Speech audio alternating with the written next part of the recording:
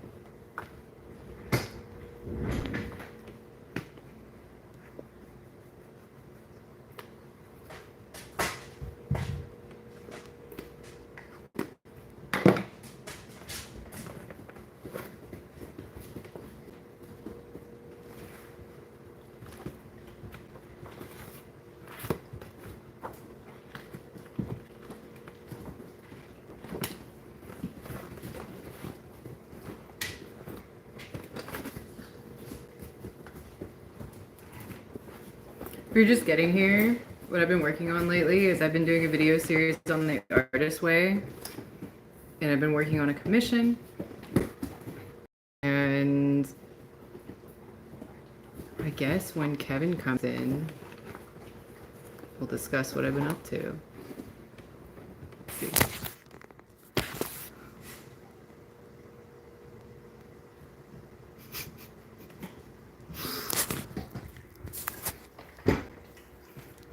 Mark Carter certainly has opinions about things.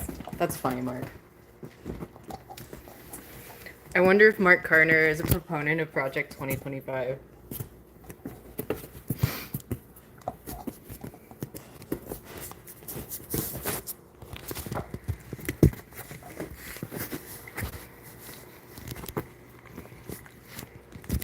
Okay. Well, I hope I end up with questions about the channel and what I've been up to, but if not, I'll probably dip out.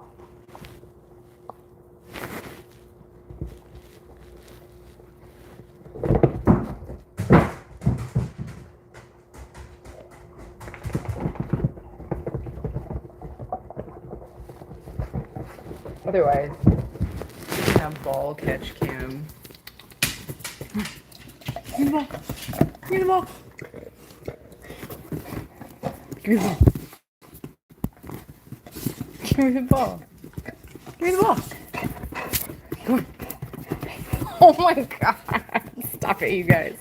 This is already chaos. I knew it would be chaos. I didn't think it would be this good. These are two of the animals I'm watching this weekend. Mike asked what happened to Word Vomitorium. It's still the same channel. I just called it something different. Because I decided to vomit stuff other than words. Come on, Titus, don't do that. Don't do that. Oh my god, you guys.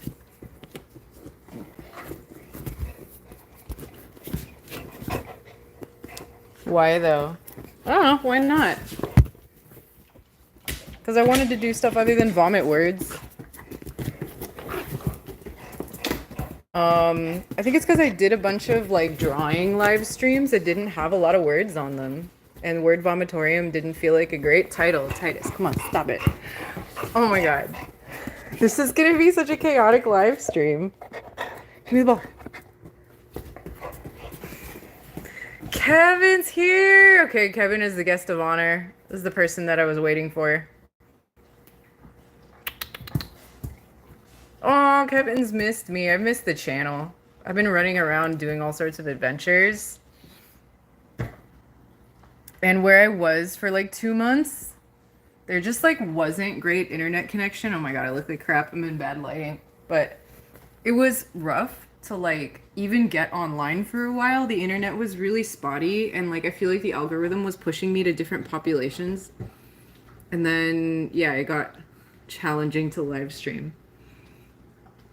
So, yeah, I've really missed live streaming. So yeah, what I mentioned that I've been up to, I've been doing a series on the artist way. It's my third time through that book. Um, what state are you in right now? I'm in an undisclosed location in California right now. Actually, I'll show you guys the sunset because it's like really gorgeous. Okay.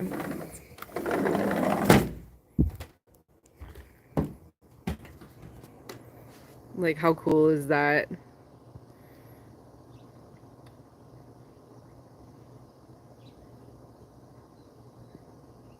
I'm really into it. Aside from the chaos of the animals, like, it's pretty sweet out here. I'm told that there's lots of coyotes out here and mountain lions. Yeah, I love this. I'm super happy. So, okay, back to the chaos.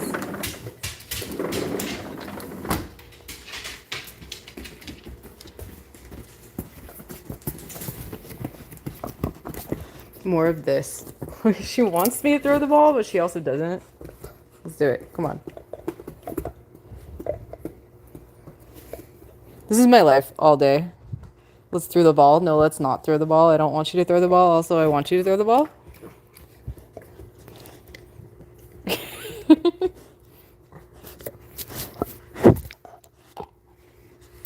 Come on, let me throw the ball. Let me throw the ball. Let me throw the ball. Let me throw the ball. Let me throw the ball. Let me do it. Let me throw the ball.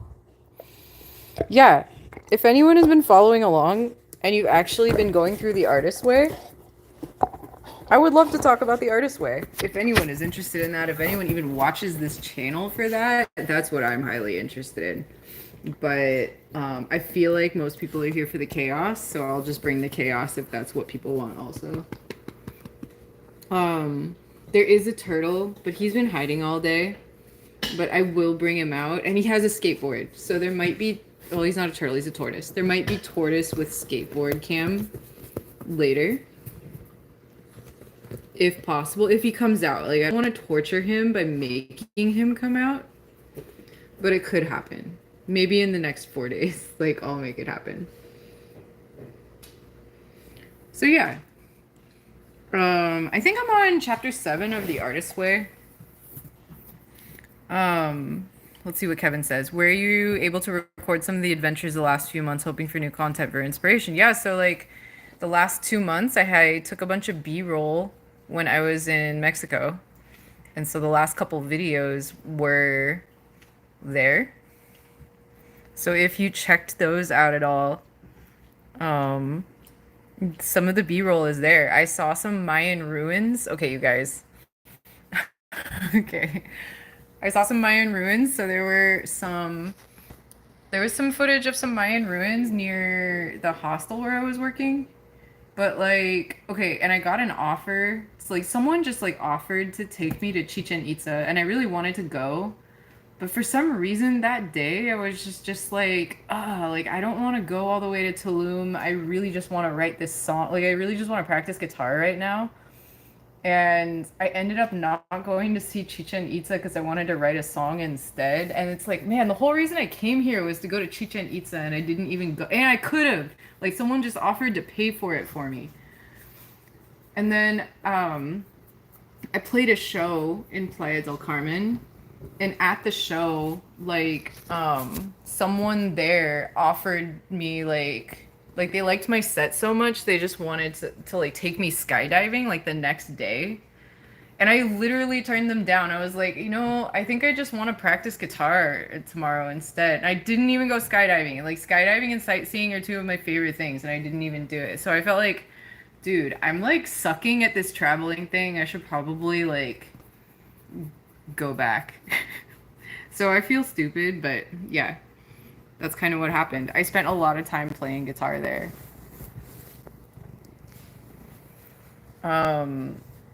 It was really fun. Like, it was really chaotic where I was staying. The hostel was on Avenida Quinta.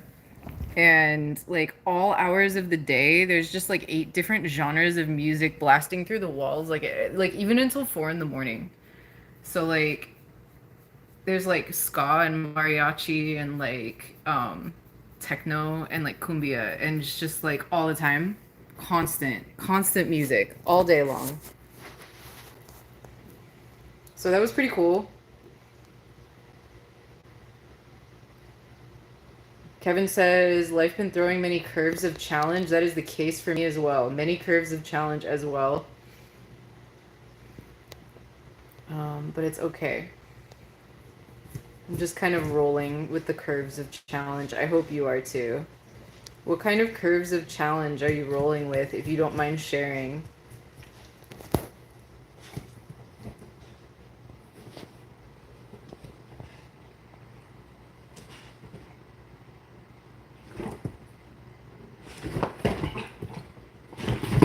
Hey, calm down. Oh my god. Oh my god. You need to give me the ball. You need to give me the ball. So if you can see, there's like a cat on my lap, and the pit bull is trying to get me to throw the ball. Okay, I got it. You ready? Let's get it. Oh my god. Okay.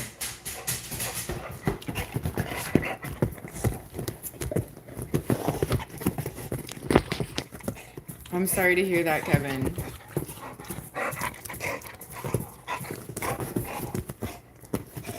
I hope you make some new friends. You might be surprised. Like, sometimes I find when I lose some friends, new ones come in.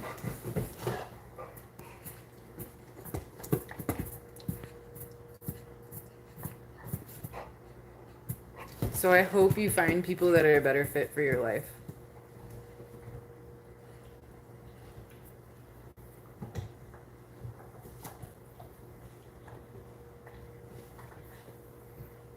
I'm sorry to hear that, though.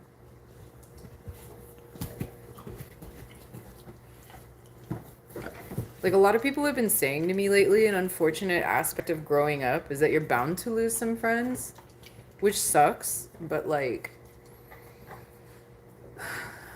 I don't know if I'm the smartest person to be talking about this, but it feels like if you're not being an asshole and you're just growing and changing, then like hopefully you're going to find yourself in opportunities where your life lines up better with people with interests that are more aligned with yours.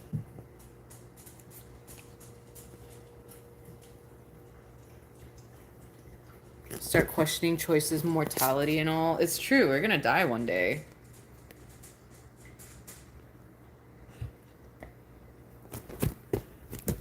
I feel like, okay, it goes both ways. Like, I think from an early age, like, I kind of questioned, like, all of my choices to the point where I never gave myself the benefit of the doubt. And that'll catch up with you too. Like, it'll fill you with so much resentment and rage if you're always giving other people the benefit of the doubt. And I feel like we're often told to take the high road. And like, sometimes I just feel like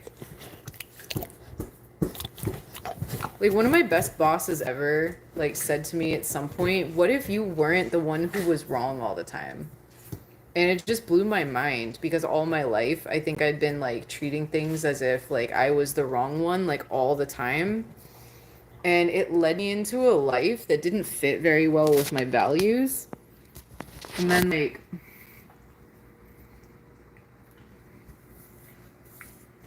so now like I try to look at things as like, does this life fit me well?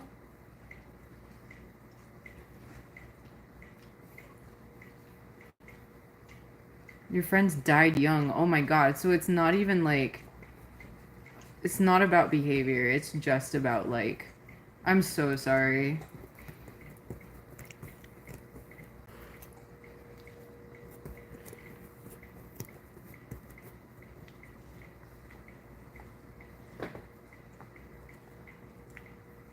Yeah, I got a call a few months ago too. Like someone I used to party with like ended up dying like very young. And like we weren't super close, but I think the hardest thing was how he kind of gave up on life and like stopped taking care of himself, I guess. I don't know if that's like what you're going through. Like, I probably would need more details. Like, I probably shouldn't speak on this without knowing more.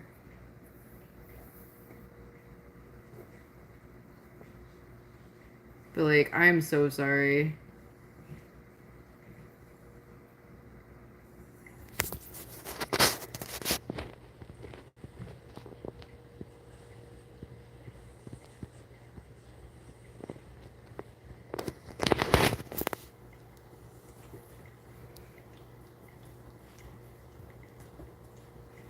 I feel like right now is also like this is a difficult time where people are like dying kind of senselessly. And it's kind of hard because there's not a ton we can do about it. Except like live your own life and hope for the best.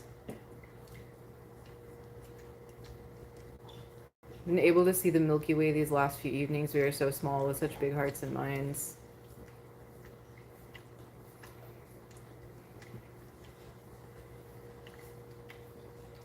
How do I say it?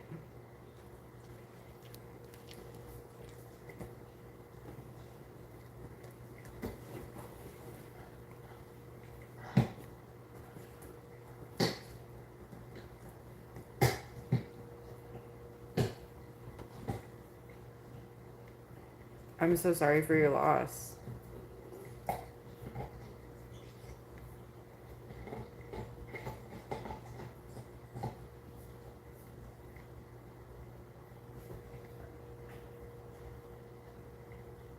I guess, what can I say on this? I guess the best funerals that I've ever been to in my life were the ones where people laughed, where they told a bunch of stories, happy stories that they remembered about these people, and reminded everyone the point of living is to enjoy it. Some people say that, like, death reminds you, like, remembering that you're gonna die is supposed to remind you to enjoy life and, like, live every day to its fullest. I don't know about that because I grew up in an environment where every day since I was a child, I was reminded I was gonna die one day. But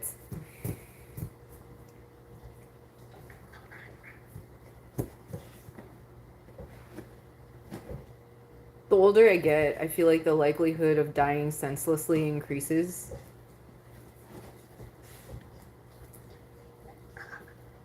And I just want to enjoy my life. And I hope you guys all do too.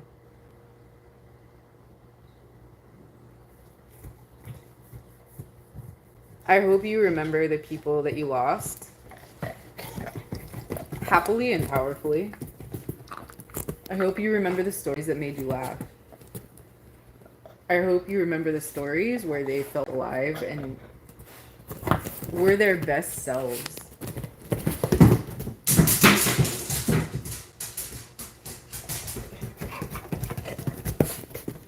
And I hope, honestly, I hope that reminds you not to fight with people.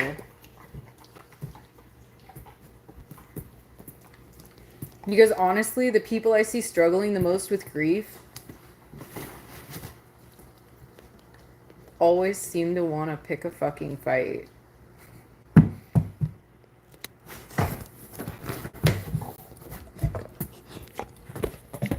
Been able to see the Milky Way, we persevere. There's a great line in the movie Chaplin where the Robert Downey Jr. smiles and go back on stage. The show must go on, always.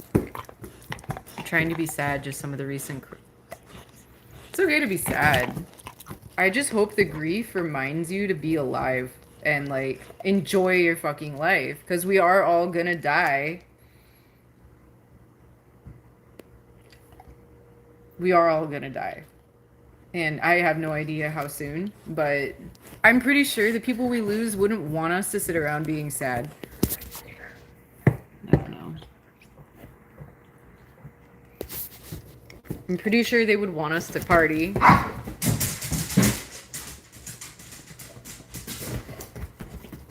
don't know.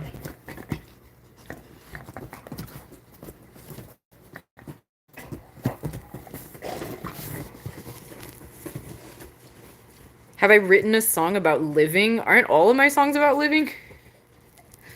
On some level, all of them are about living.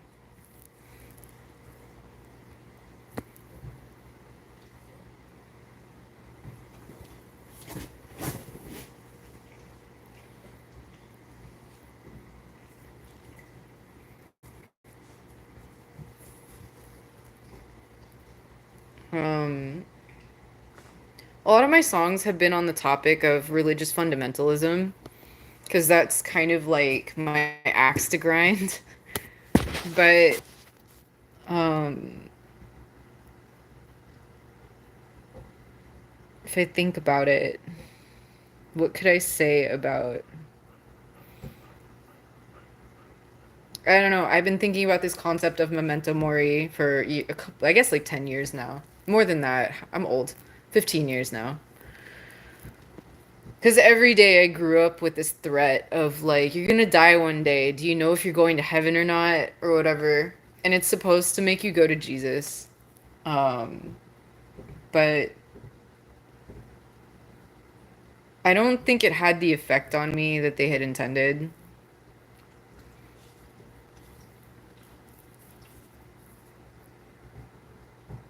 And what do I have to say about this? Like,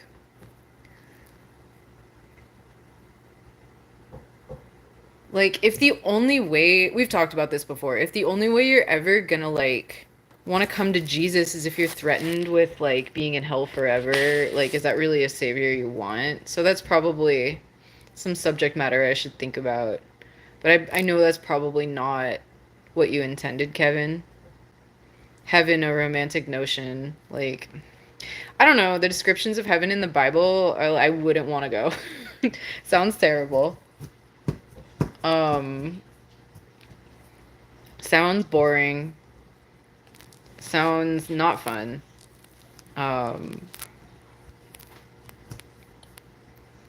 but it's not an awfully romantic notion. Like the heaven described in the Bible, the way it was described to me as a child, is you basically spend 100% of your time worshiping God, and that's all. And what else is there to do? And like, I'm pretty sure I would go insane if that's all there was to do.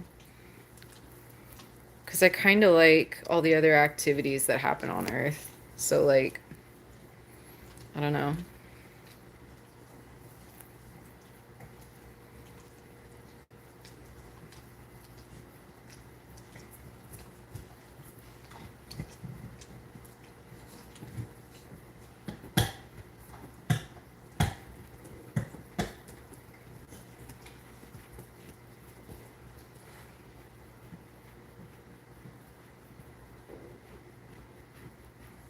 So, when you ask, have you written a song about living? What do you mean? Like, because I have no idea what that could mean.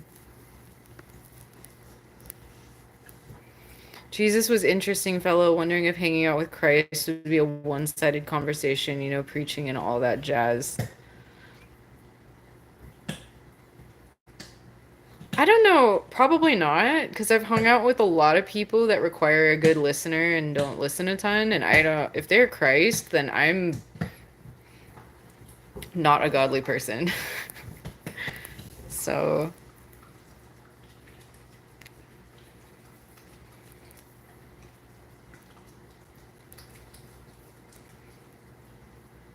but I think the thing about Christ in the Bible was like people wanted to listen to him or something. Usually, like, do you ever end up in a conversation where you don't really want to listen, but you're just listening? I'm sure everybody has been there.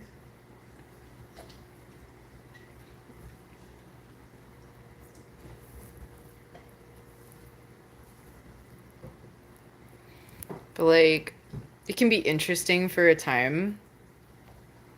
I don't know.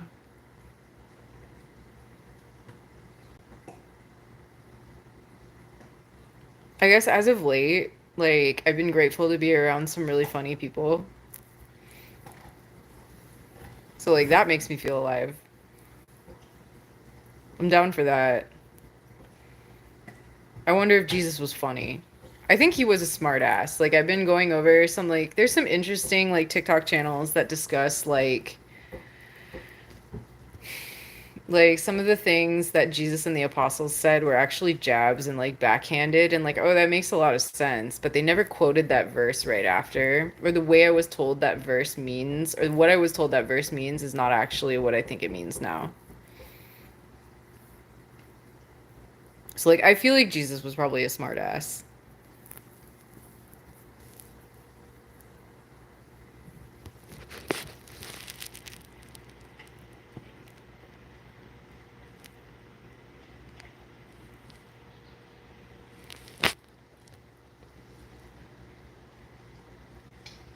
Once dated a woman, told her it would have been cool to hang out with Jesus. She said go live in Somalia. That would pretty much the same level of living. You know, I don't know many Somali people, but my best friend in grad school was Somali, and she's like one of the smartest people I've ever met. And I don't know where she is now, but wherever she is, I hope she's happy because like the conversations we used to have were like top notch. I miss the hell out of her. She's probably off somewhere with her PhD, killing it as a professor. But yeah, she's probably right.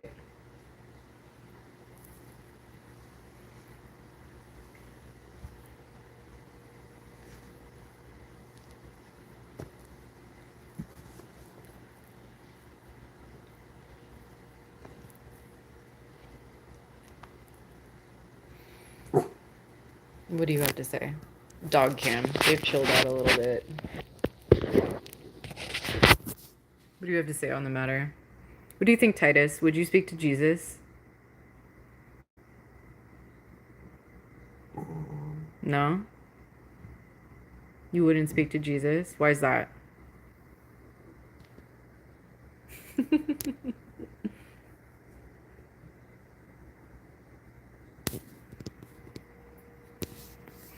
I was talking to I was talking to somebody recently about like there's this cool corner of TikTok where like you can watch women from Africa like winnowing rice and like separating it from the chaff on like woven boards and stuff.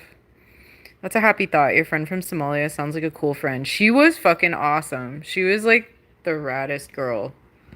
There were from grad school that were just like the coolest, and we could have any conversation. I was probably a dumbass and asked a bunch of questions I shouldn't have about her culture, but she was like really patient with me and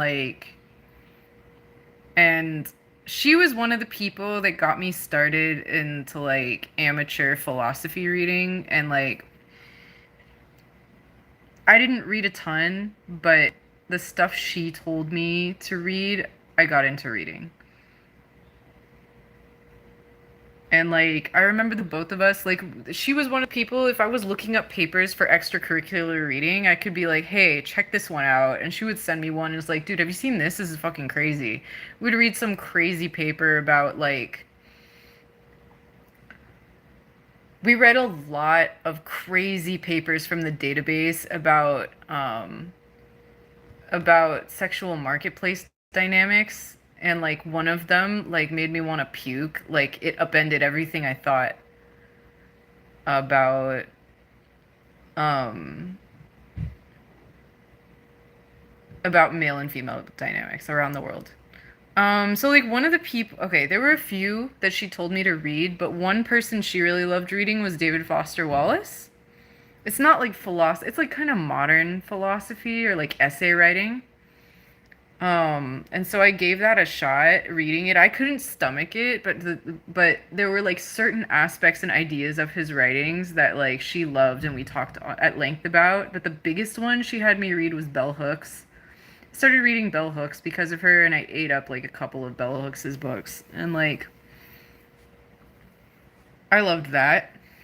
There was probably more. I feel like there was another one, but I can't recall right now. Back to dog cam and cat lap cam. There's one more cat here. She's over there.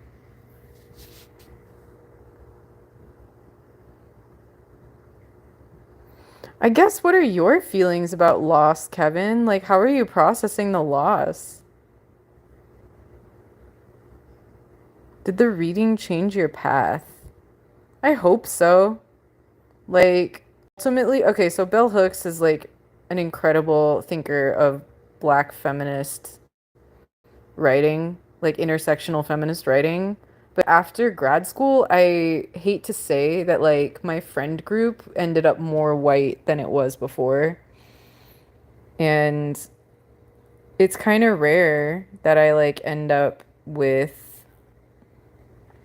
a diverse friend group these days. Like the older I get, I feel like the more white people I'm around, and that's not terrible. It's just not my comfort zone, I guess. It's complicated. Okay, this is probably where I'm going to go into a long rant on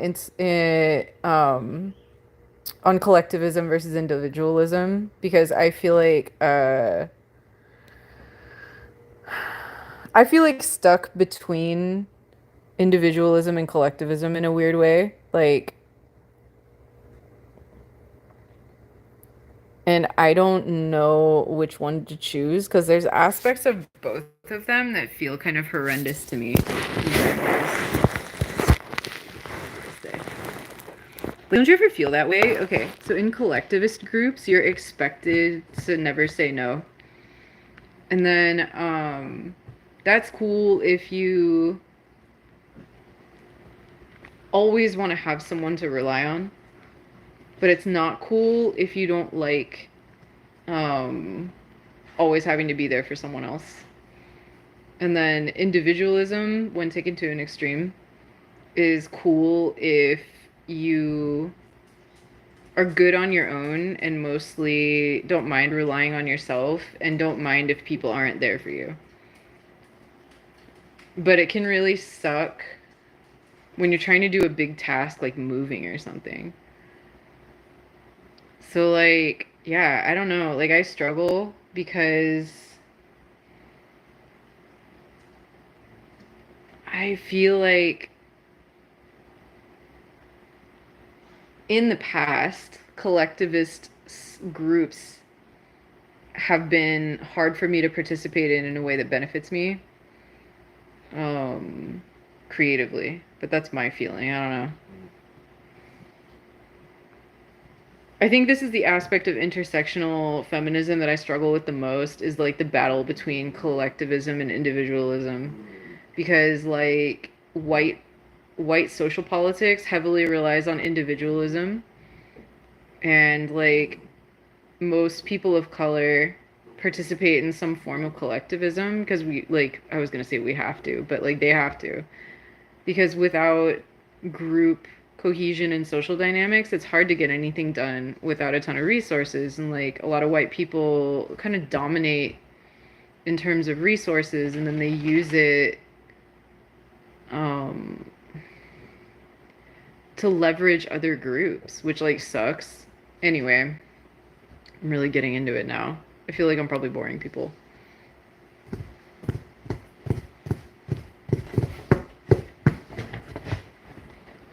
I'm gonna switch the camera. Ball time. You wanna give me the ball? You give me the ball? Come on. Come on. Give me the ball. Give me the ball. No, you guys.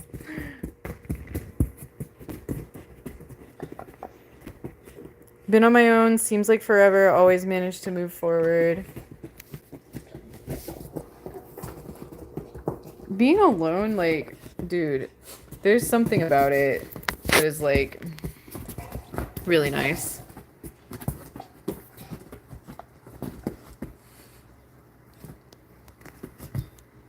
Ball cam. Come on. Let me have the ball. Let me have the ball. Snorty pig. Come on. Give me the ball. Give me the ball. Give me the ball. Come on. Stop it. Oh my gosh, Titus.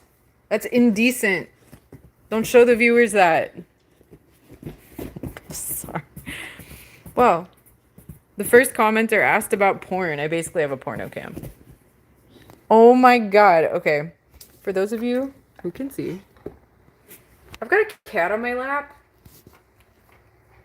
and the dog just wants to get on the lap too and is squishing the cat.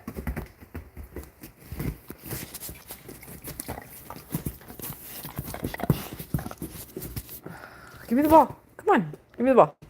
Give me the ball.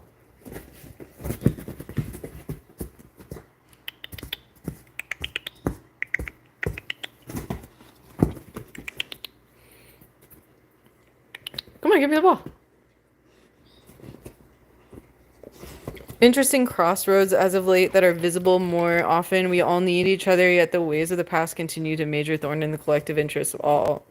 Do we need each other? Like, yes, we do. But I guess it depends. I don't know. It feels like, I don't know. Like we do need each other, but the times at which, oh my god, we are fully capable of functioning without each other. It's definitely easier in a lot of ways. Easier to accomplish certain goals. Ow. But it really depends on your value system. Oh, crap, the ball went in the sink. Okay.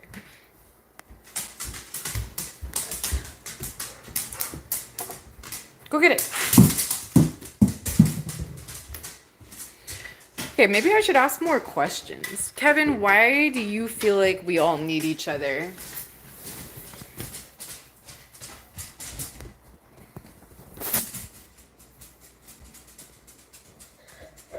In what ways do you feel like we all need each other?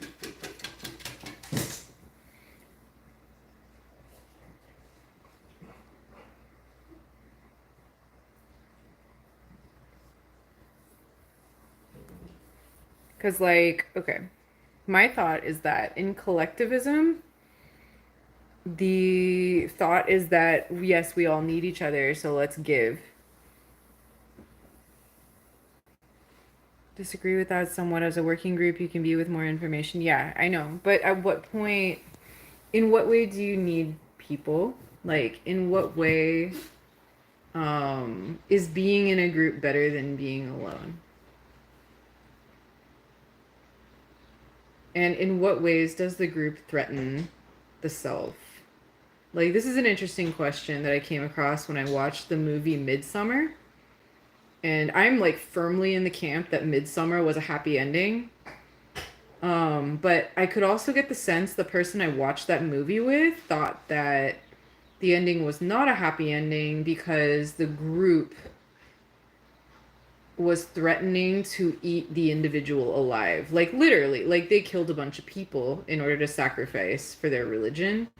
But also when they crowned the woman the queen of Midsummer, like there was this feeling that she was absorbed into the group. Even though she was exalted, she was exalted and ultimately annihilated, which I could see that interpretation, but I felt like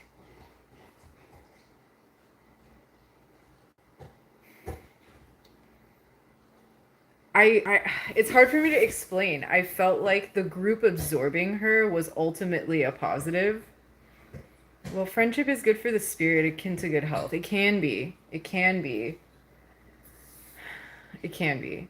But like I feel like it's so rare to find people you vibe with well. Like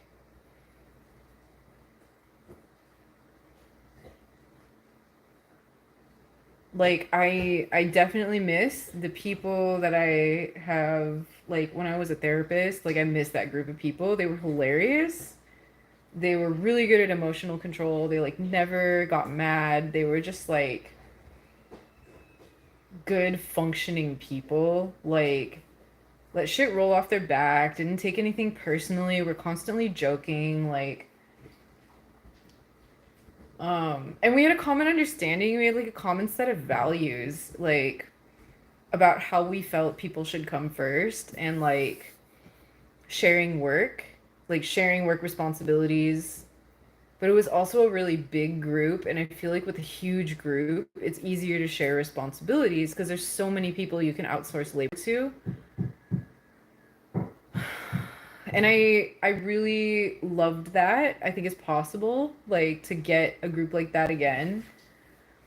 Um I'm trying to have my ear to the ground for it, I guess. But yeah, like when you find somebody that makes you laugh, that's like very valuable. Totally.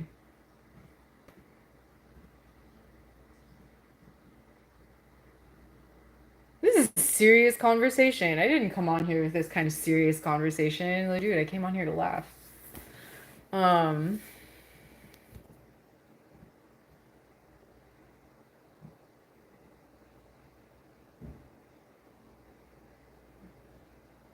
but food over the centuries combined with corporate greed pretty much changed the good vibes with others possible, dude. Okay.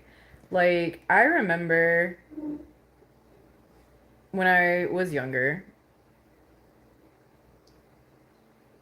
like, where do I begin? Like, when things were not so rife with competition and like struggle, like, I feel like people laughed together a lot more easily. And things can get so tense sometimes.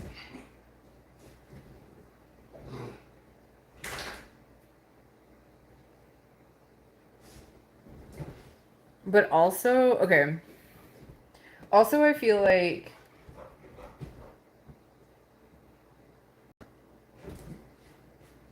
people also have like an inflated standard of living sometimes. Like, I don't know. It's complicated. I don't know how to say it. Like, I feel like okay, what is going on up there? Somebody's destroying the loft. But do you ever find like it's hard to laugh with certain other people? Like, the stuff that people find funny is also hint into how they think in a way. And like if you don't know them well, or sometimes they say a punchline that makes you like look at them like sideways, like what in the hell did you mean by that? Or like is that how you really think? And like people are like, no, no, it's just a joke. But then you get to know them a little more, and it's like, aha, I think you actually didn't mean that thing. I didn't want to believe it.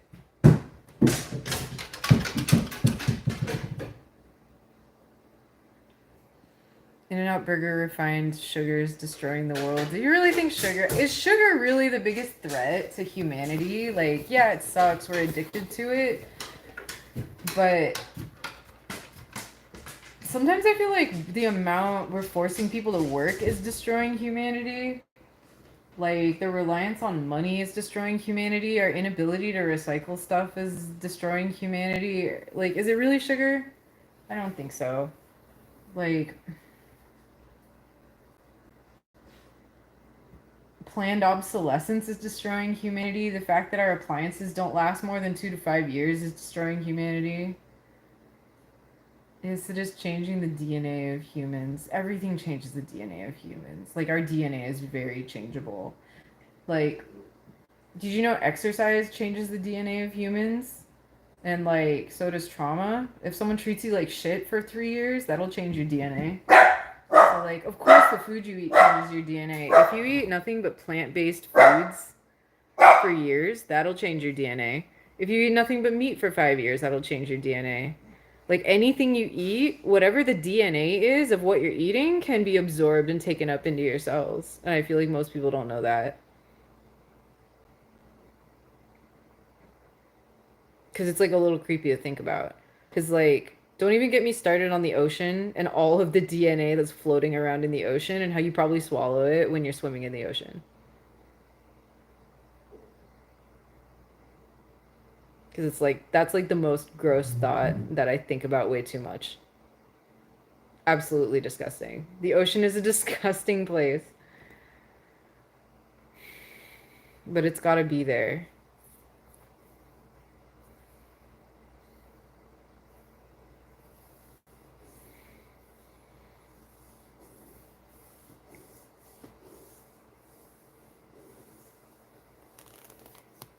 Maybe I should make a terrible 2010s era video about how disgusting the ocean water is.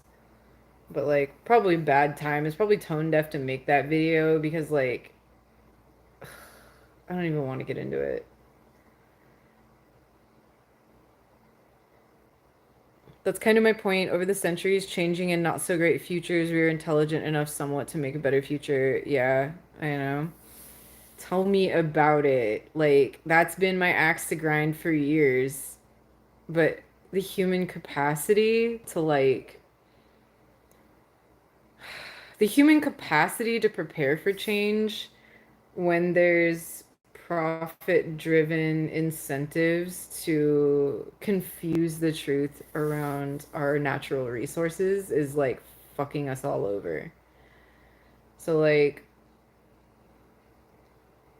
we could have transitioned off of fossil fuel based economy like 20 or 30 years ago, 50 years ago, even. Like, petrochemical companies could have transitioned to other industries, but they didn't want to because oil is what they were specialized in. So, as a result, they created campaigns to tell everybody that global warming was a hoax. And so now we still drill for oil and coal. And yeah, my other axe to grind.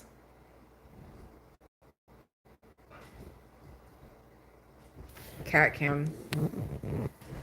I have two fluffy cats chilling, playing with something. The dogs are upstairs wrestling. What's going on up there? Oh, yeah? What do you have to say about that? The injustice of the world. What do you have? What do you have? Here. I'll flick it. Come on. Go get it.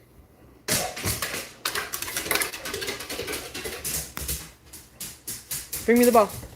What do you have to say about the petrochemical industry? What do you have to say? What do you have to say about that? Go get it.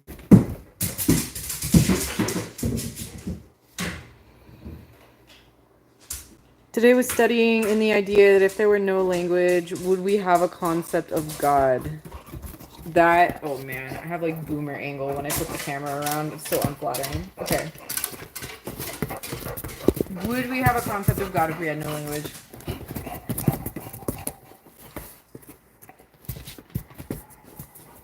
I think, okay. I don't know, because would we understand the concept of synchronicity or coincidence if we didn't have language? But also, okay, what I don't think I'm educated enough on what constitutes language in order to make that judgment, because I feel like one answer to that question is like, at what point does making a sound with your voice become language? Because even before we had human type language, which is very deep and specific, we still had animals that had specific cries to warn each other of types of enemies. Like, social groups still have communication. Ew, gross. Okay. You wanna get the ball? Okay. Ball cam. Go get it. You want it? Go get it. I did not survive ball cam. So, okay. This is my question. I did not survive ball cam. So, okay. This is my question. So, like, when you go underwater and you have like cuttlefish and octopuses and squids, like cuttlefish can like change the color of their skin to communicate ideas to each other. So do they have language? I don't know. I don't know what language is. Or like whales have whale songs. Do they understand the concept of coincidence? Like, do whales have songs about coincidence? Synchronicity. You wanna give me the ball? Give me the ball. Drop it.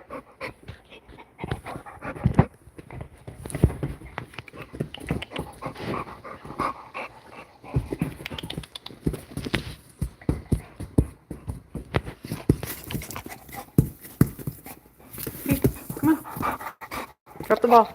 Drop the ball. Drop the ball. Come on. Give me the ball. Give me the ball. Give me the ball. What do you think, Amani? Do you believe in God?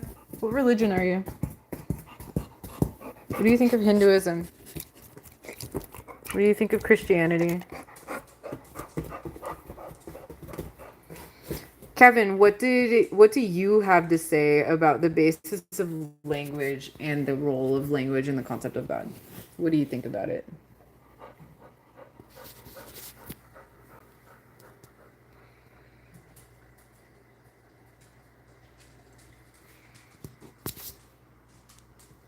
Amani is thinking about the answer to this question as well. Whales have language, they think, they dream, they live. Yeah, but do they have a God concept? And then we've got under the table cat. Get the ball. Give me the ball. I feel like Noam Chomsky might have essays on this, but I don't know if he got into the realm of spirituality at all, because it was probably not in his realm. See this porno cam? I'm so sorry, you guys.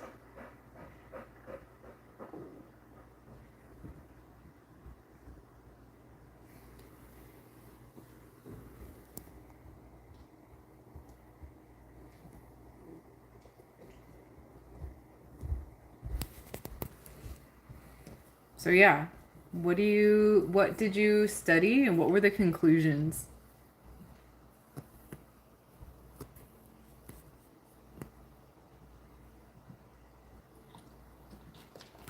With regard to language and the concept of God. What do you have to say, Binks? Do you believe in God?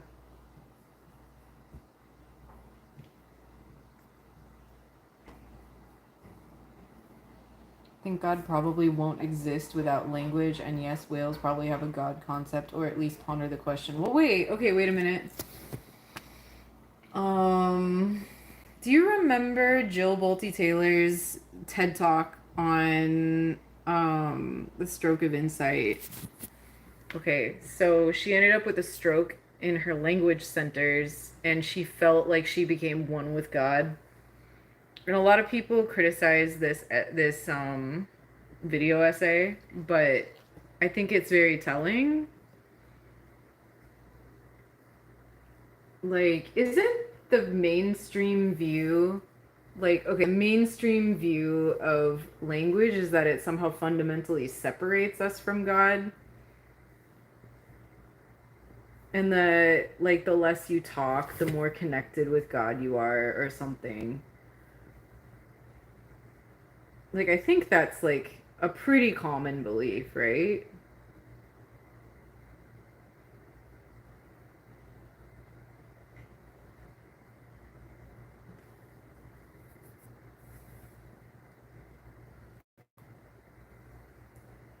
Oh, I think God probably won't not exist without language.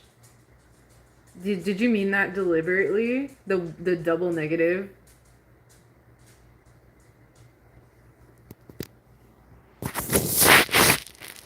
She had the benefit of knowing language before the injury, and the neurons had pre-existing data.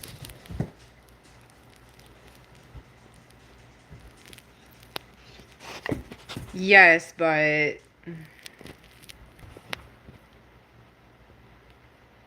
how do I explain this? It's like, okay, when I suffered a brain injury and the part of my brain was damaged, I could recognize faces.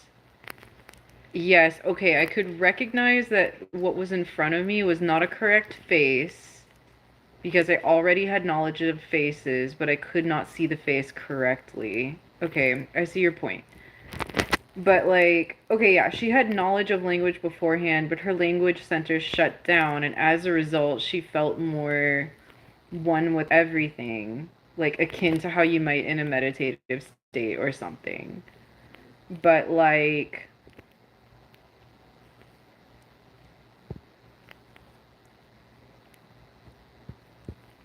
Okay, I'll have to think about that. But I feel like check out the look on the cat's face. Like he's like humans are the most curious beings, aren't we? He thinks he's a lap cat. He loves a good lap sit. So like, okay, the common belief of like most musicians that I've known in my social group are very derisive towards language. Like they feel like language fucks up your ability to connect in music and art. And the more time you spend talking about stuff, they view it as being very disruptive to the process of actually creating and doing stuff. That's the common attitude that I've come in contact with.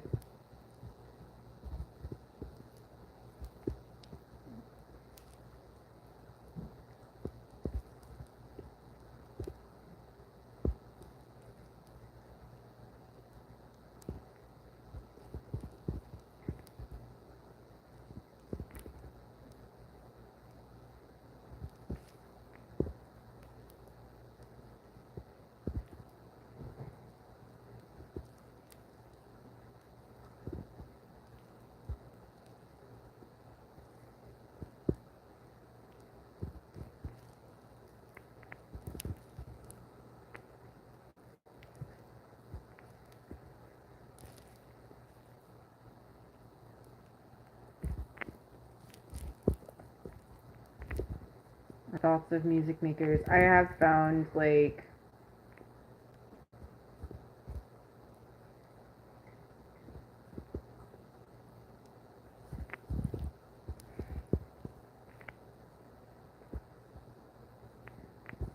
yeah, that has been my experience with people. Like they're usually pretty derisive of language in general. Um, but I don't know, it's complicated. Like I don't feel like it's just talking that disrupts creation. Like it's more than that. Like you can avoid talking and still is it music before words curious? I don't know. Like you can stay quiet and still have massive tension. Like you can. Like because all it takes is watching behavior. You don't have to talk to know if like you have a difference in values. Like you can tell there's a difference in values even without talking about it.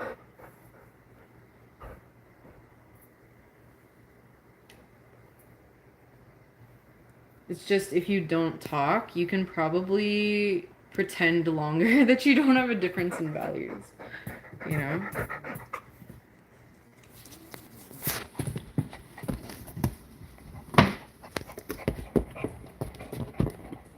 You want to throw the ball? You want me to throw the ball? Okay, give me the ball. Give me the ball. Give me the ball.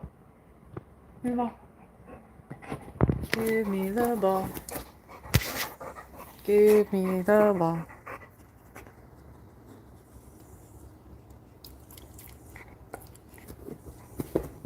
Yeah, I think music predates language, right? I think music predates language. No, I don't know about that.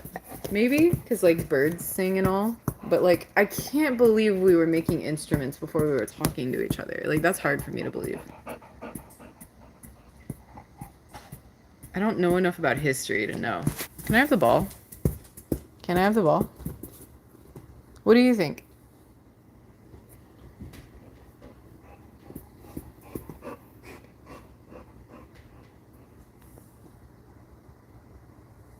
Can I have the ball? Can I have the ball? Can I have it?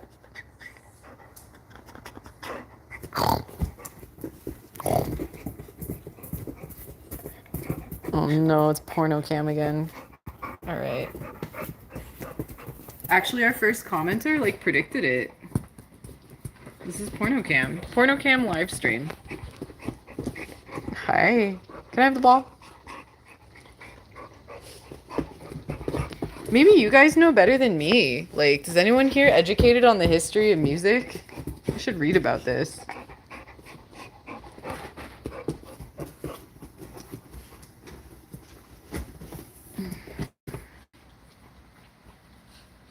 Oh my God. Okay.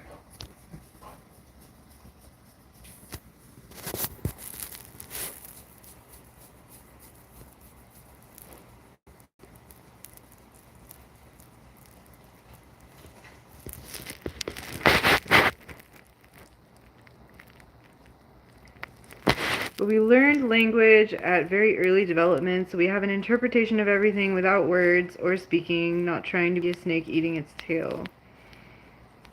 We have an interpretation of everything without words or speaking. It's different. Like, words and speaking, like, help us organize our reality outside ourselves. But, like, it also tends to make people a lot more anxious the more you, like, perceive that separation between yourself and everything else, like, in your environment. I don't understand it very well. Like, okay, so like what I studied in college was like there's different streams of processing. And I do believe this ties into like what we're talking about because there's like a stream of processing that contains language and it goes up to conscious awareness. But what I observe in people's behavior is like, okay, where do I begin? So like what you're talking about, like talking is a conscious behavior. But sometimes the things you say are your intentions that you haven't acted on yet. So I noticed this before I went into behavioral training. Like what I said was like really out of line with like what I was doing. And when I had people on my ass like training me to do my job properly, I realized like the massive amount of effort it takes to like bring your actions in line with your plans or what you're saying. So like a lot of people have good intentions behind what they say but lack the capacity to like act on it. And so I think a lot of people like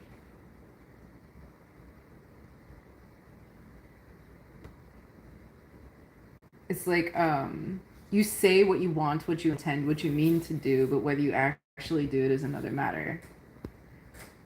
Um and it's not always like sometimes energetically you just don't have the energy to do the actions. And sometimes you're just saying what you have to say to survive a situation.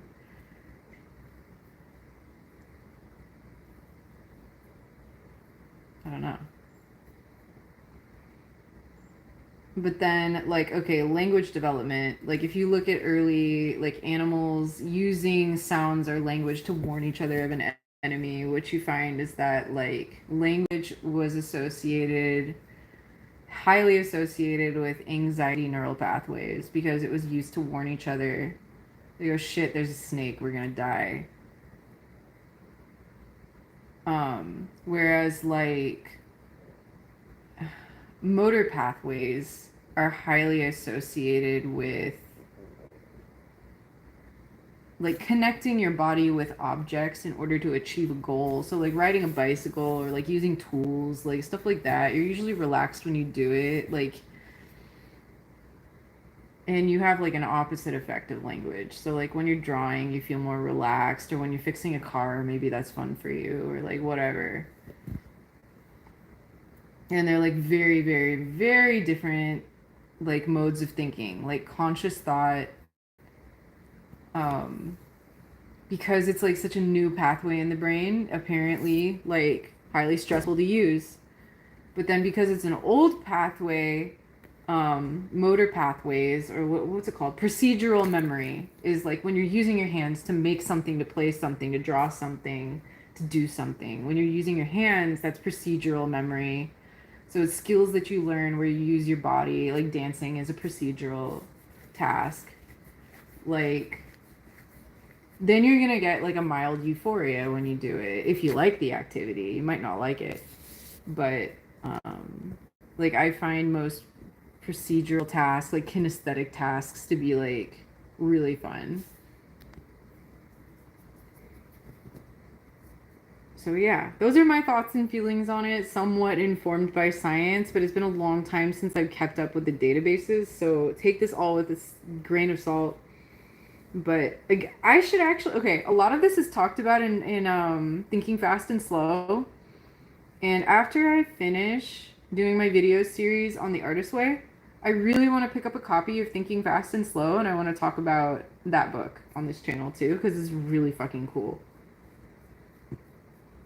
It talks about all of these things, like the difference between language and procedural memory, and like all sorts of different tasks. So maybe I was thinking about how we have assigned words to a person, place, thing, or idea and combined them to create God. I guess, what do you mean by God? Like, a lot of people mean different things. Because for me, I think God is a lot of like coincidence and like being at the right place in the right time, like stuff like that. But like, what do you mean by God? Like, some people mean energy, some people mean forces, some people mean like law of attraction. Like, what do you mean by God?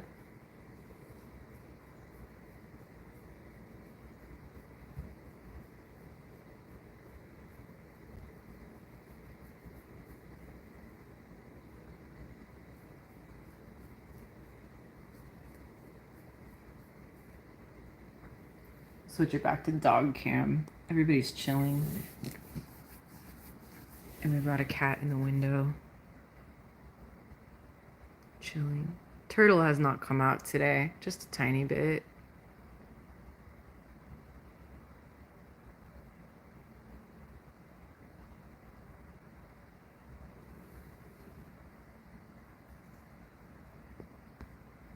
Oh my gosh. Okay, forget this. Yeah, what does God mean? What does God mean to you?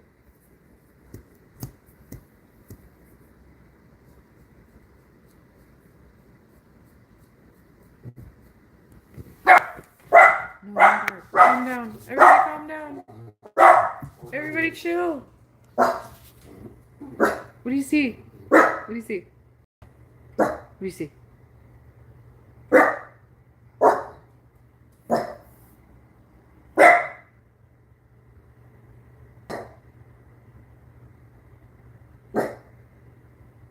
Yeah, what do we mean by God? Like, do we mean an actual, like, there's any problem with the concept of God? Many different things to each individual, although I think sometimes the Beatles worked for God and maybe profit. What is God? This is a question I don't really understand because like when I was growing up, like I had been given a very literalistic interpretation of God. Like God was a being that created a set of rules we have to follow. Um but recently I encountered a TikToker. I can't remember her name, but if it occurs to me, I'll mention it. She kind of had a joke about let's start our own church, the Church of Socialism.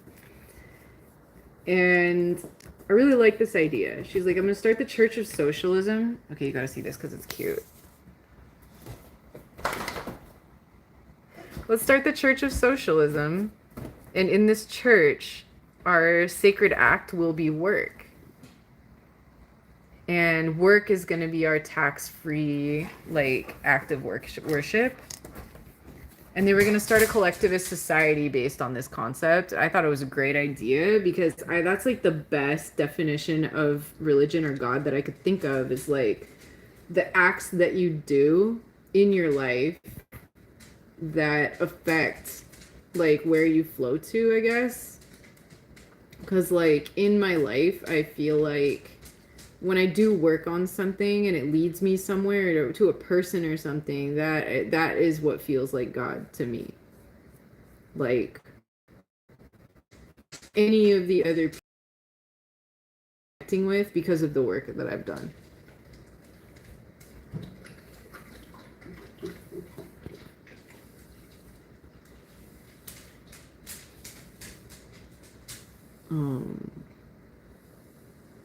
I think my favorite concept, there's a lot of different ways to think about God. On a side note, I had a cool Burmese cat, 10 pounds, 3 feet long. 3 feet long? Holy crap. That's gotta be a typo. 3 feet long. I don't know.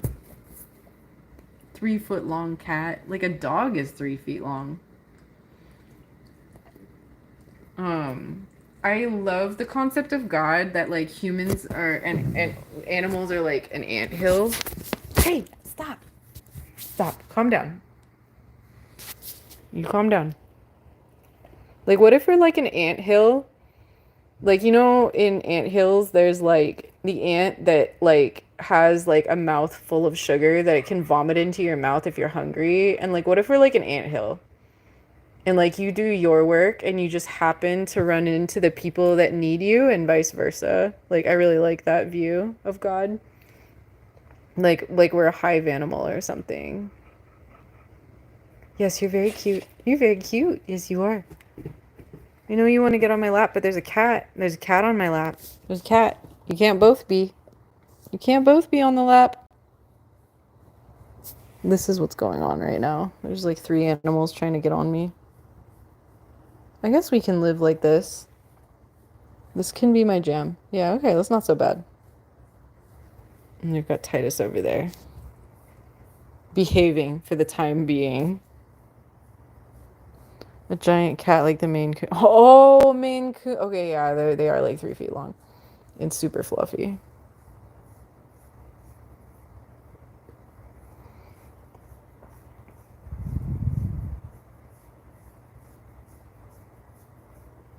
Am I getting drooled on? No, okay. This dog is like a giant cat. And we've got floor cat, table cat. Where's your ball? Where'd you put your ball?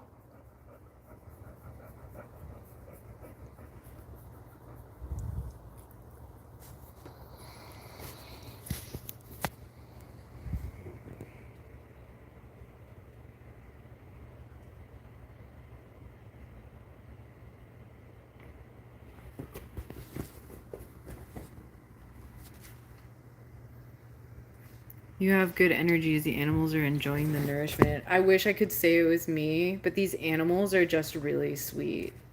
Like, they love everybody. But I'm really glad they love me because this is like a really fun sit. Like, I love them. Look at these guys.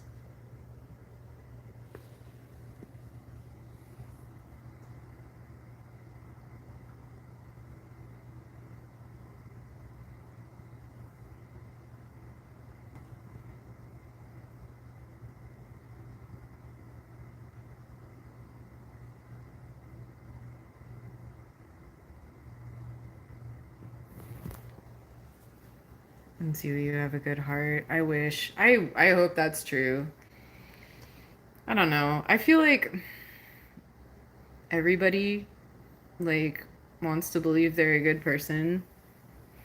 And like I want to believe I'm a good person, but like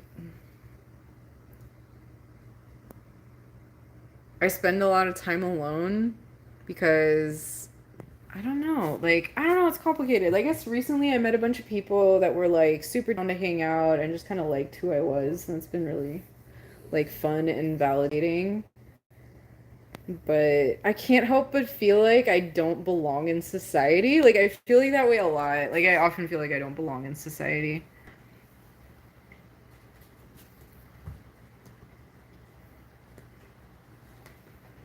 Okay, this is cute. I'm gonna flip the camera. Do it. Get the hair tie. Do it. Yes.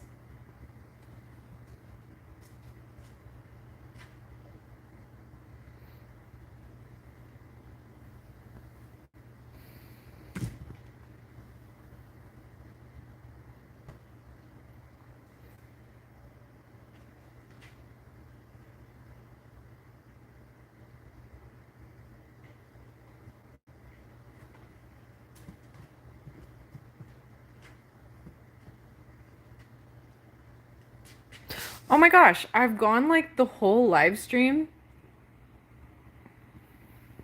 This is a question I thought of, probably others before me. In Kali, would you try to save a child knowing you would? Oh man. Would I save a child knowing I would perish? I don't know. I don't know the answer to that until I'm there. Like, I remember that story of like there was a dad that like jumped into the ocean to save his child that fell over the banister. And like, I think it's one of those things like you don't know until you're there and you see what your impulses are. Like, there was a time I would have instantly answered yes, but like, now I don't know. Because like, I don't plan to have children and I also just want to enjoy my life. It probably also, okay, real talk, it probably depends on how painfully the child is going to die and how slowly. So, like, that is probably also a big determining factor because it would be very hard for me to watch someone die slowly and painfully. But I honestly don't know and I can't say. What do you think?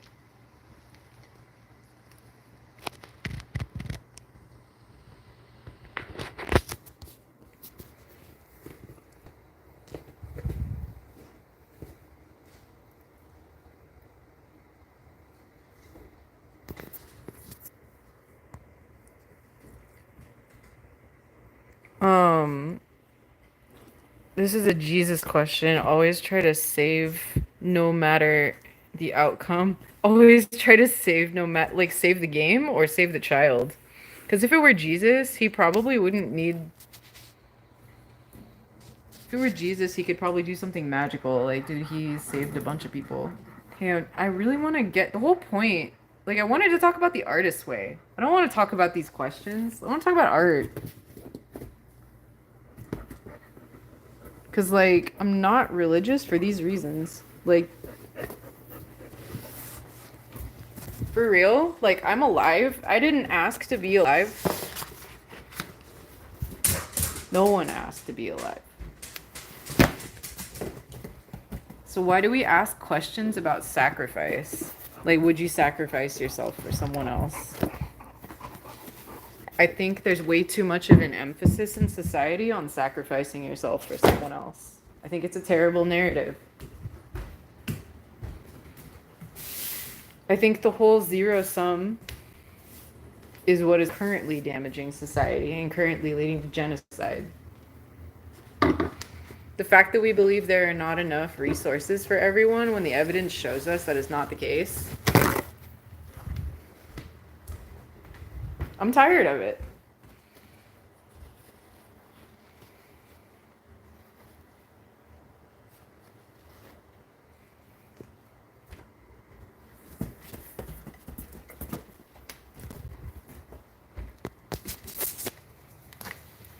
Like some people say, we don't have enough space on Earth for everyone, and I think that's crap. Look at Japan, look at China.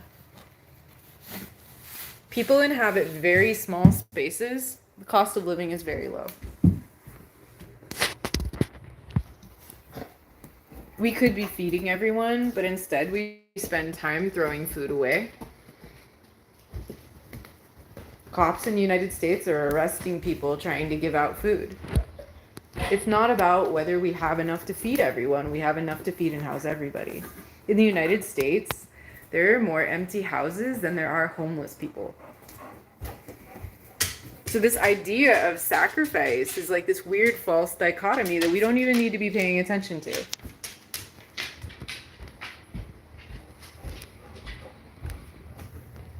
I think we need to be focusing on win-win. Because all the times I've focused on win-win, I've been surprised at how little sacrifice needs to happen. Like when you're smart, when you can plan a little, you think about what do both people really want and how can everybody get what they want? Like so little sacrifice is needed. So the artist way, tell me more. Yes, so I'm obsessed with the artist way. I'm gonna pull it out.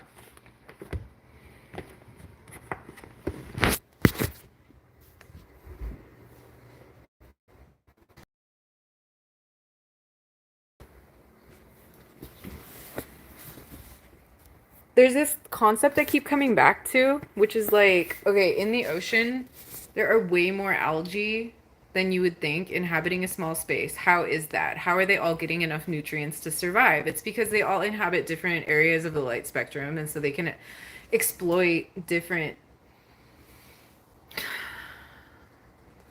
aspects of light to make nutrients. So there's way more organisms kind of crammed into a small space than you would think.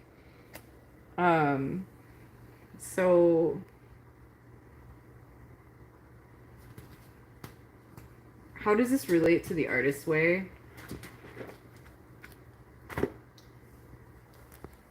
I don't know, like I feel there's this like inherent impulse to be competitive that like a lot of artists have, and this fundamentally doesn't make a lot of sense to me. Um, yes, there are limited resources going towards the arts, but also there's not, in a way. It's like hard to verbalize this. Like I feel like a lot of artists are competitive because they're all trying to get at the same resources. And I feel like if you jump out of like the typical way of doing things, there's way more resources to be found.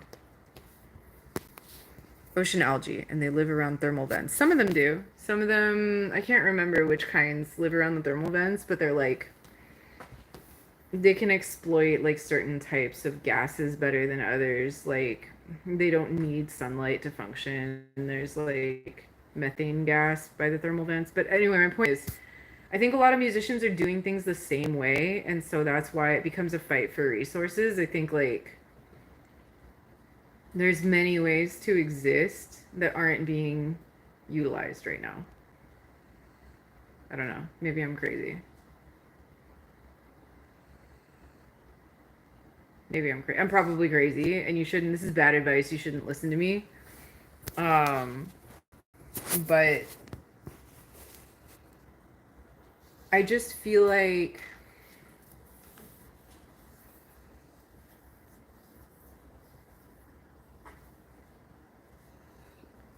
there's too much of that rat race mentality, and I feel like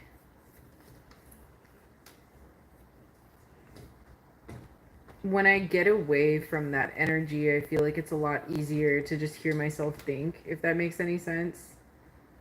Um, what's the chapter? I feel like the last one I did was chapter 6. I feel like the next chapter, what am I on? I just did recovering a sense of abundance. Yes. Okay, this is topical. Excellent. So this chapter like heavily talks about God, and it's talking about how like if you put in your work, then like God is supposed to take care of you or whatever. It's a really woo-woo idea, but I love it. Kevin asked, what is the bigger picture with regards to music? Are you reaching for dollar? Dude, I'm just trying to exist. I'm trying to exist and enjoy my life. So like, yeah, I enjoy money. I like existing and having money to pay for it. Like that is really nice. Um, but ultimately, I just my whole like the joke has always been I just want to write a good song. And so the cool thing is like I'm starting to enjoy the stuff I'm making, which is like a good change. It's gonna be a while before it's like what I want, but for now I find it acceptable. So like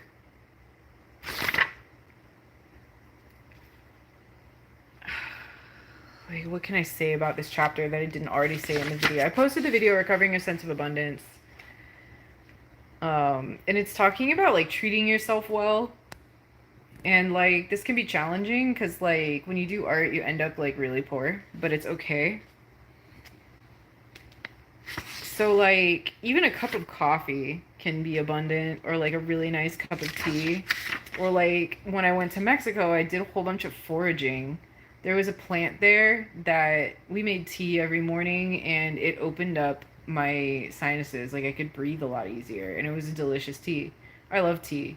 And it was growing right there, and I could use it, and it felt great. And like Anybody who's known me or lived with me knows when I drink my coffee in the morning, I always get sneezy and sniffly because caffeine is an irritant and I have these mild allergies and I'm just like always a little miserable after I drink my coffee. So when I got to Mexico and I had this tea, it like just cleared up my nasal passages and my sinuses and I felt so much better. Like abundance is everywhere and I feel like we don't even take advantage of it. Like the coolest thing about being in Mexico, so I volunteered at a garden.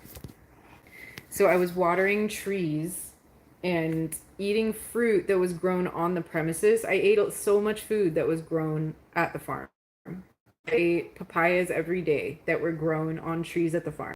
I ate mangoes that were grown at the farm. I ate sugar apples. It's like a cherimoya. It's like one of my favorite fruits that were grown there a couple days earlier. Like I ate so many fruits that were grown on trees right there and like nutritionally the best food you can eat is food you've grown yourself because you pick it, it doesn't have to be shipped, it has more nutrients, you're fertilizing the ground yourself. It's ideal. And so I feel like just going to Mexico was an exercise in abundance. Like it was everywhere. And like what I loved about Mexico is like everybody reuses everything. You do not throw anything away. Like there's always something to be used over and over again. Like I was friends with there's a guy who he owned a flight school and he was trying to open up a restaurant like right next to the flight school so his students could have a place to go grab coffee and he was like building an umbrella out of like just a random piece of like canvas that he found that someone gave him and it's like he's like got the staple gun and like making it himself, folding it over and like fixing it and like dude, I've never seen a business owner in the United States that resourceful. Like how much more resourceful could I be if I was really paying attention? Like this is fucking inspiring. Kevin says, I know how to make a fortune with music. Do you speak fluent Spanish or Portuguese, Latin music stories? Can sell out arenas. Could only take several months with the right musical stories. I'm not fluent in Spanish, but I just spent 2 months like going hard trying to learn. So I'm like vaguely conversational. But like, can you do that?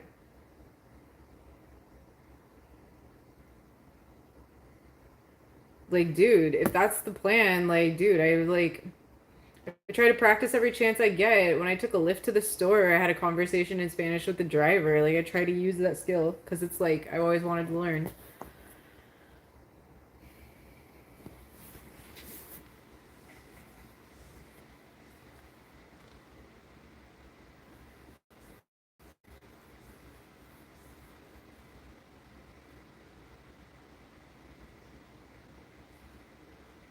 But yeah, I should practice more. I should find a conversation table. But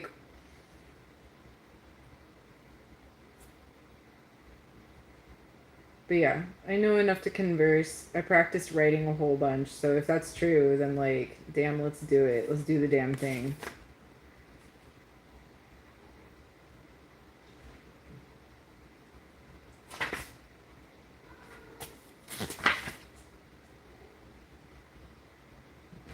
So the next video, I can't recall if I wrote the script for this yet. Recovering a sense of connection.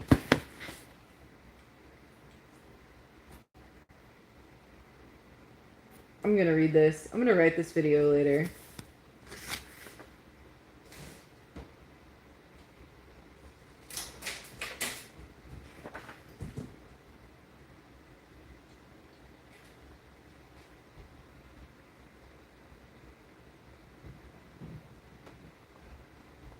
Writing about the challenges and resourcefulness of what you experienced in Mexico is a good basis for a song. I don't. That's not. I don't know. That's a good idea. I shouldn't. It's like to write a song. It really has to be like. I don't know if the resourcefulness I observed is my axe to grind, content wise. Like, that's fine. It was really cool. It was inspiring.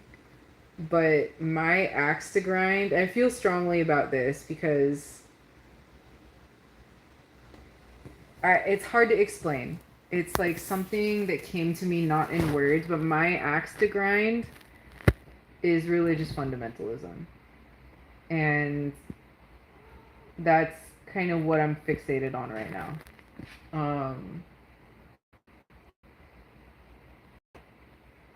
But I'm gonna think about that because there might be a way to tie it in, because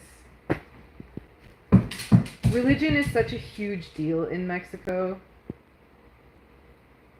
Back to the artist way, just sing and play the emotion.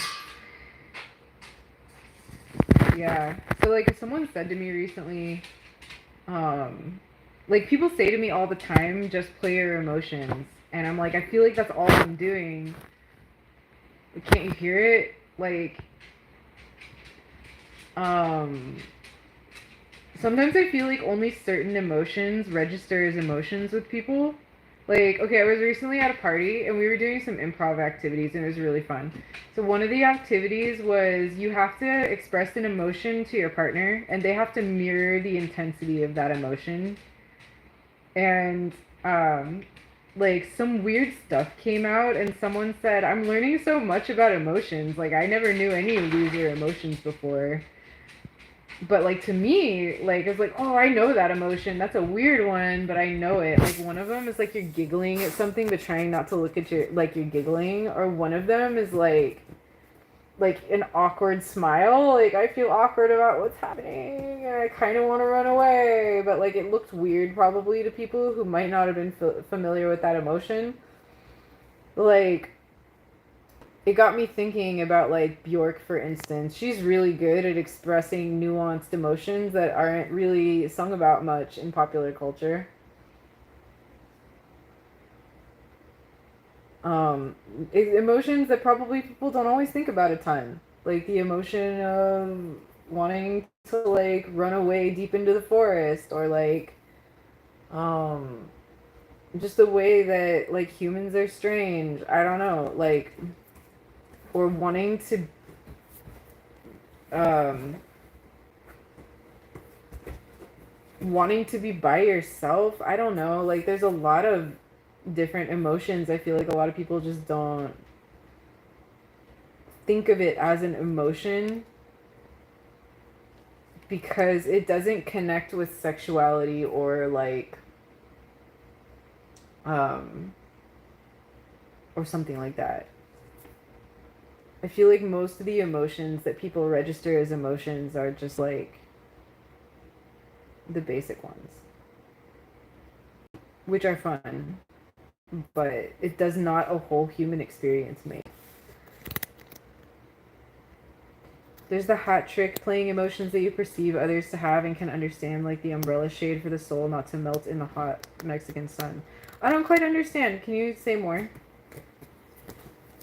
Playing emotions that you perceive others to have and can't understand.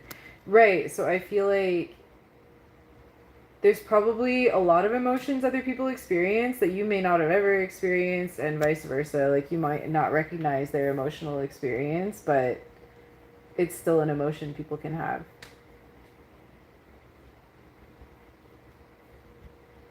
There's a whole range.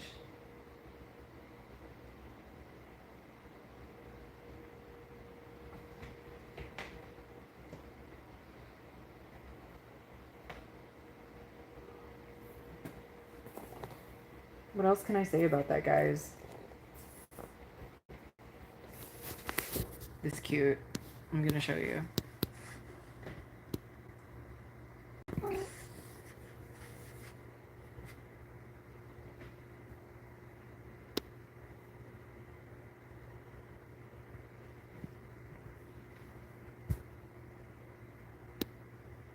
This cat is called Baby Bear. I'm sure Baby Bear never questions her creative choices.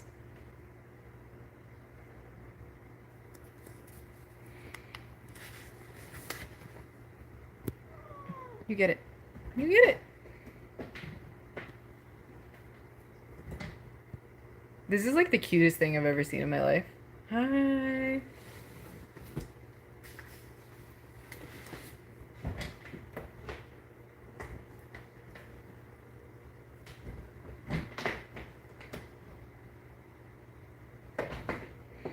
We all experience pretty much the same emotions. The interpretations and relatability is key.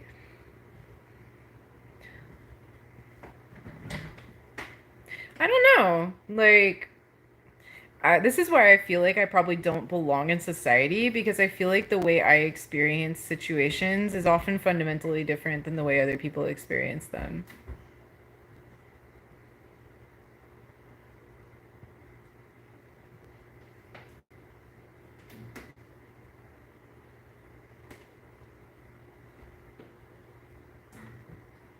Not always. Like sometimes it's spot on.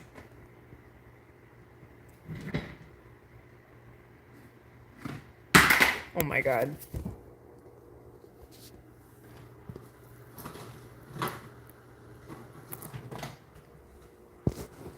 So I don't know.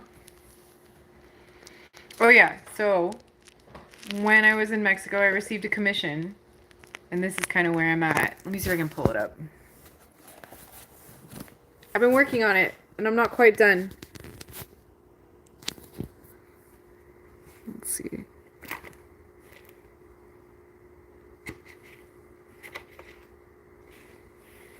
Oh crap, this is not it. Okay, I'm working on this piece. It's not quite done. It needs a little more time. I'm gonna try to finish that cloud. I actually haven't looked at it in a while. I'm quite proud of it. It's not perfect, but I still love it. And I want to do something with it, but I'm trying to figure out how I'm gonna execute that. I would like to make prints or merch or something, and then I could actually offer Patreon rewards. But I'm not quite sure how I'm gonna do it yet. But yeah.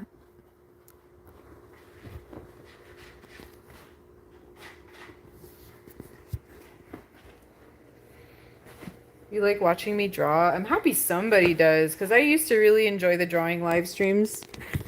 They were fun. It's just hard because, like, dude, I gotta get better at drawing and doing stand-up comedy at the same time. Because, like, that's what you gotta do. You have to be, like, making people laugh as you're drawing. Or, like, some people are smarter than me, and they, like, have their drawing basically done, and then they color in the background on live stream. Like, that would be smarter. But, like, I really enjoy drawing on live stream. But I need a new... Somewhere in all of the moves, I lost my, like, my little attachment that I put my phone above the table. So, like, I need a new one of those. It's made it hard to live stream drawing. And I'm usually not in a place that has a bong on the table anymore. Like that. I remember when I was doing that, but that's not really a thing right now either. So I'm just winging it. I'm just trying to, like, make it work as I go. Like, I'm optimistic. I'm getting better, like, honing my skills. But, dude, it's a long road. The hell am I going to do with my life?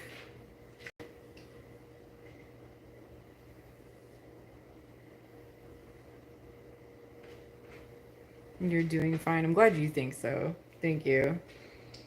I'm just happy. Like, this is, like, my first true original.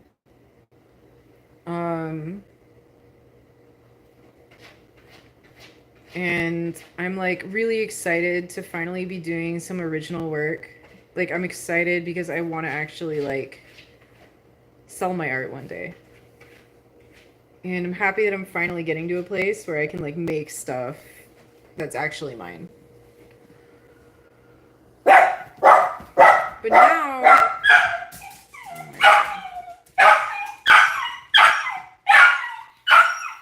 Okay, guys, chill. There's probably an animal outside. There's probably an animal outside. I'm so sorry. What is it?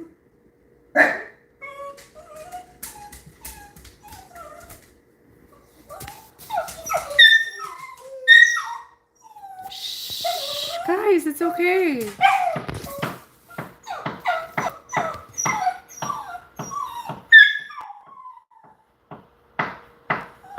So yeah, I want to do something with my drawings. I want to make prints, but I'm not quite there yet. I gotta finish it. I gotta draw a pen over top of it. I've gotta make, like, a digital copy of it so I can make a transparency. There's a lot of stuff that needs to be done. taking it one step at a time.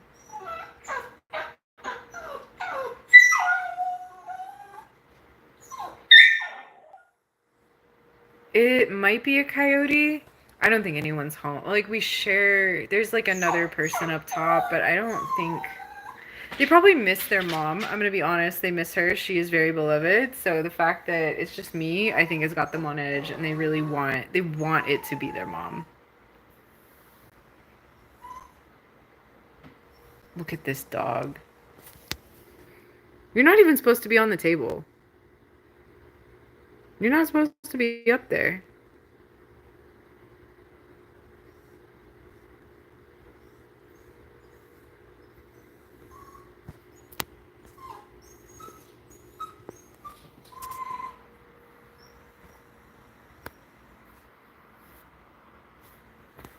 So yeah, that's what I'm up to. I guess I should get writing the next video. That's like all I've got, you guys. I think I'm gonna go soon. So nice to be able to hang out with you this evening. No worries on the typos. I think I knew what you meant. Thank you for joining me, Kevin Mack. Like, basically my most devoted fan tonight. I basically did this live stream for you, Kevin Mack. So thank you for coming. I really appreciate it. I can try to get on tomorrow. We'll see how it goes. I would like to do that. So have a good evening. I'm gonna continue making my silly little videos. TikTok is dying, so maybe I'll just start making shorts for YouTube, because I actually did try to make a couple for TikTok. But yeah, oh well. I'll see you next time. Bye.